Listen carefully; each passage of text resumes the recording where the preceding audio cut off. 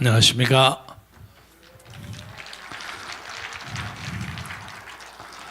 오늘 유튜브 제작자들이 조금 적게 오셨군요.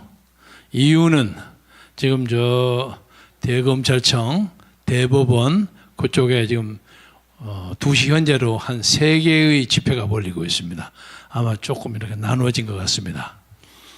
존경하는 국민 여러분, 840만 해외 동포 여러분,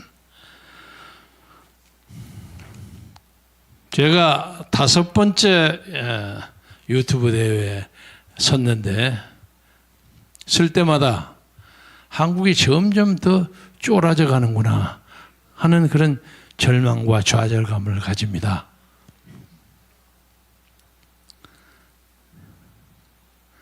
보통 역사는 70년 단위로 해서 바꿔집니다. 많은 역사가들이 그렇게 봅니다. 예를 들자면 1912년에 레닌이 공산주의 혁명을 완성시켰어요. 그리고 난 다음에 70년이 지나니까 1980년에 무너지기 시작했어요. 한 이데올로기가 한 70년 정도의 시간 동안, 그러니까 보통 사람들의 평균 수명 기간하고 거의 맞먹습니다. 장단점을 전부 시험을 하다가 이것이 인류의 이상과 복지와 인간적 정의에 부합하면 계속되고, 그렇지 않으면 그 잘못된 어떤 부정적인 문제가 역사나 현실에서 심판받아서 붕괴합니다. 그래서 소위 구소련 CCCP라고 있죠. 소비에트 사회주의 공화국 연방도 고르바초프에 의해서 문을 닫았습니다. 그런데 고르바초프가 지금까지 자유세계 사람들에게 나름대로의 존경을 받는 것은 한 시대를 여는 사람도 중요하지만 한 시대를 마무리시키는 사람도 대단히 중요합니다.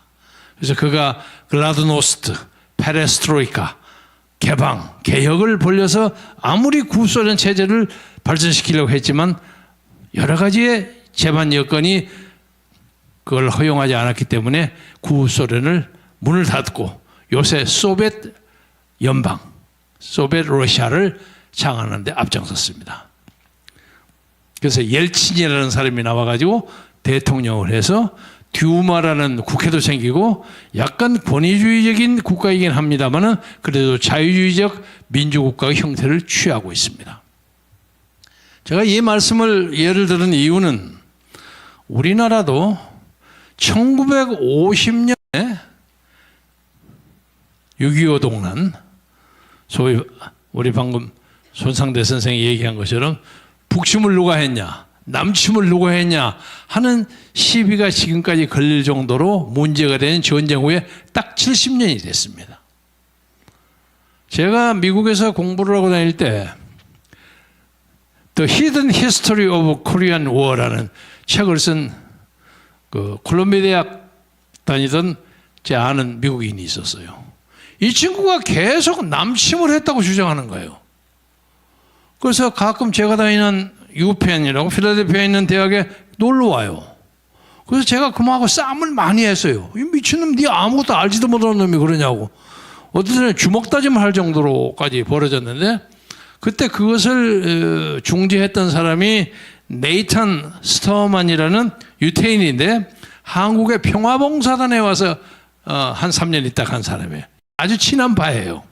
한국말을 아주 잘합니다.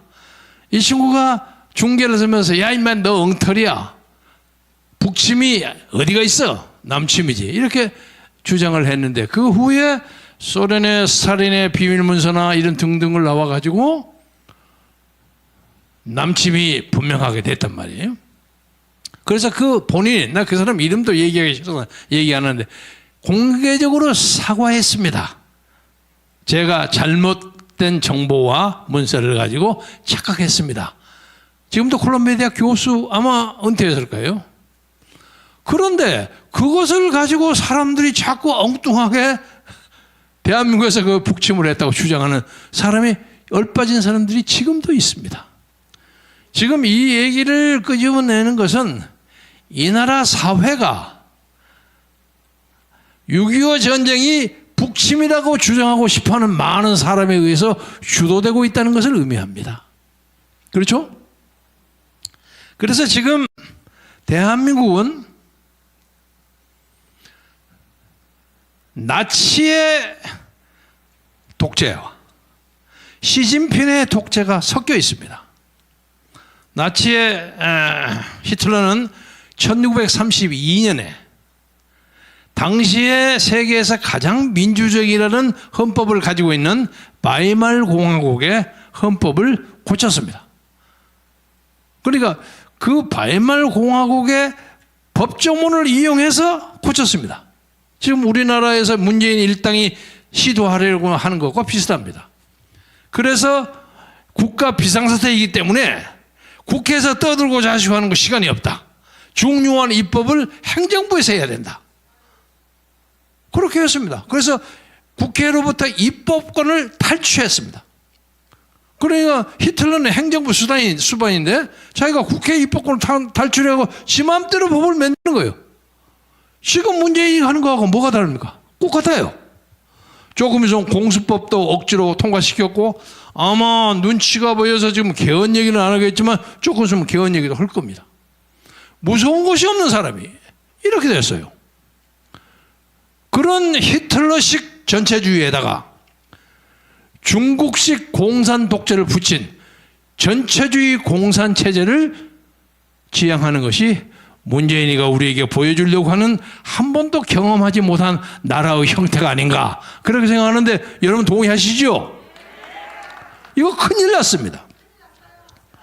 그리고 법치주의라는 말이요 절대로 좋은 말이 아닙니다. 법을 나쁘게 만들어고 그 법대로 운영하는 거죠. 그러니까 법치주의에는 반드시 자유민주주의가 결부돼야 합니다. 그렇죠? 그러니까 자유민주주의가 없는 법치주의라는 건 독재입니다. 지금 홍콩에서 보안법 파동이 벌어지고 있는 거 여러분 아시죠? 중국이 홍콩을 장악하기 어려우니까 국가보안법이라는 걸 만들어가지고 중국에 반대하는 놈들은 잡아서 30년까지 까목서 넣을 수 있는 국가보안법을 시도하고 있어요. 아마 홍콩 사람이 가만히 있지 않을 겁니다. 그래서 홍콩 사람들이 검은 마스크를 쓰고 항의하는 준비를 하고 있다고 그럽니다. 지금 우리나라는요, 떡 이기고 나니까 제가 아마 5주 전에 그 얘기 처음으로 했습니다. 이 선거가 완전 부정선거다. 그래서 이유를 3가지 들었어요.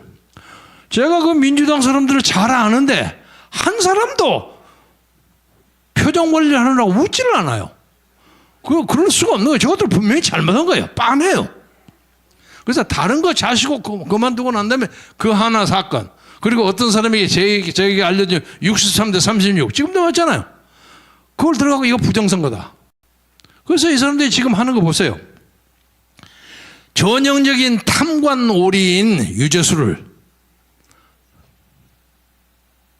무죄시키지 않았어요. 석방시켰어요.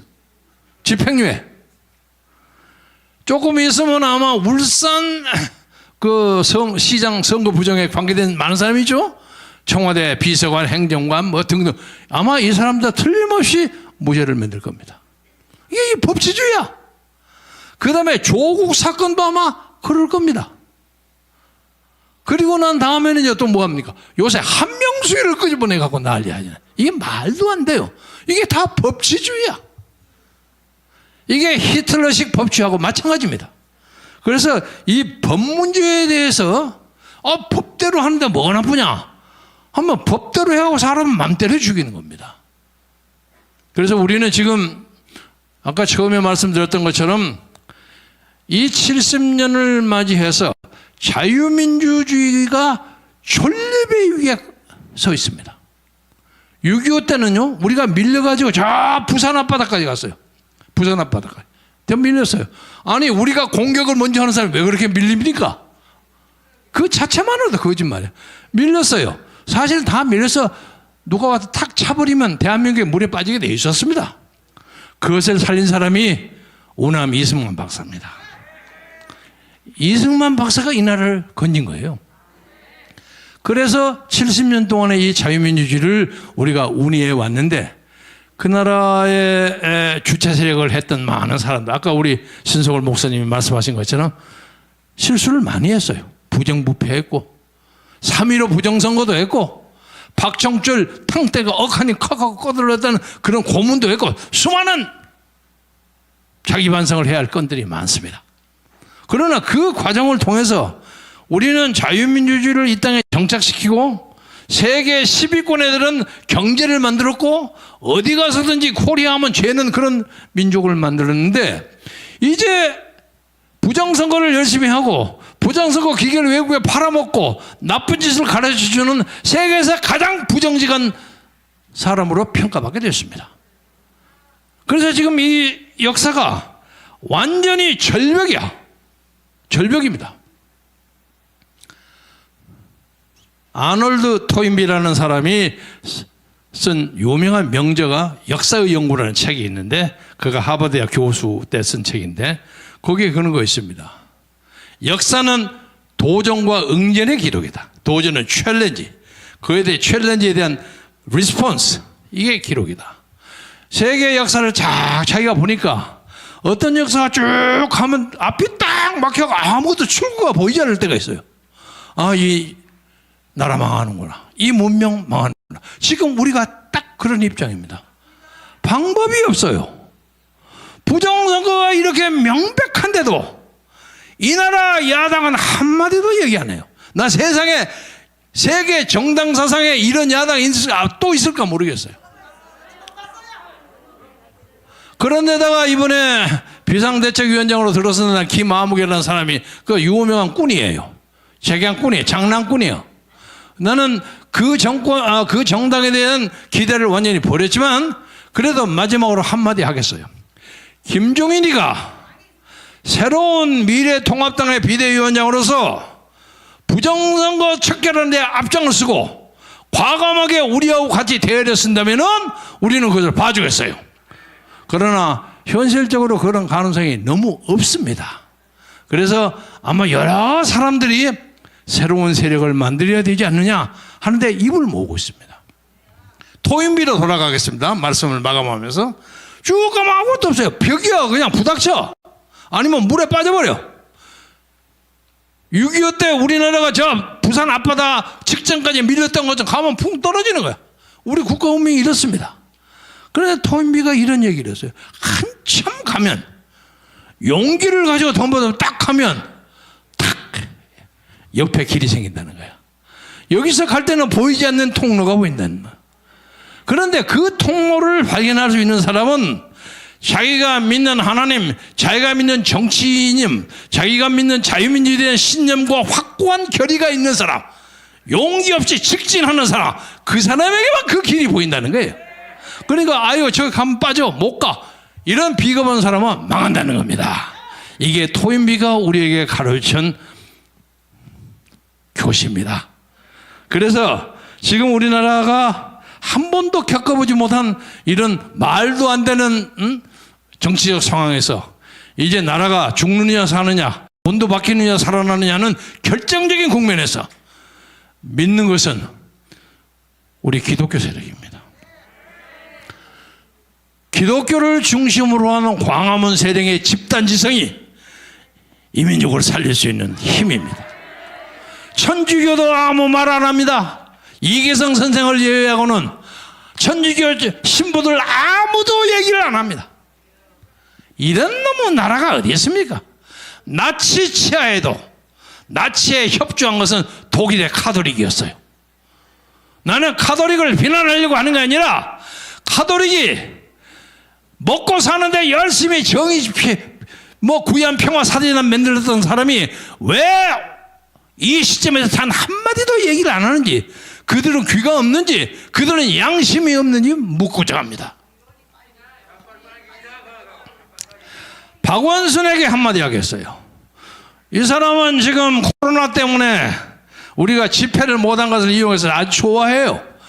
좋아하고 광화문에서 앞으로 집회를 하려면 광화문 위원회를 만들어서 거기서 검색하고 노, 예스 정한다는 거예요. 이러고 앉아 있는데 이게 지금 우리나라의 의학적 코로나가 중요한 것뿐만 아니라 정치적 코로나가 만연하고 있어요. 박원순에게 경고합니다. 당신이 그런 식으로 나갔다가 대통령 후보 어린 반푼어칠 없어. 민중의 엄혹한 심판을 받으리라는 것을 각오하라는 거예요.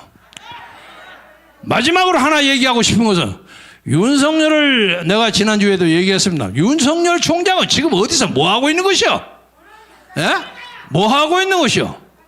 아니 재판을 가기 위해서는 검사가 수사를 해야 되는데 엉뚱하게 물건 만드는 서양기 목사나 이런 데는 주최하고 민경욱 의원을 2번이나 몸수색하고 그리고 있는 거 말도 안 하고 핸드폰하고 노트북 가져가 버리는 이런 반민주적인 검사가 횡행하고 있어요.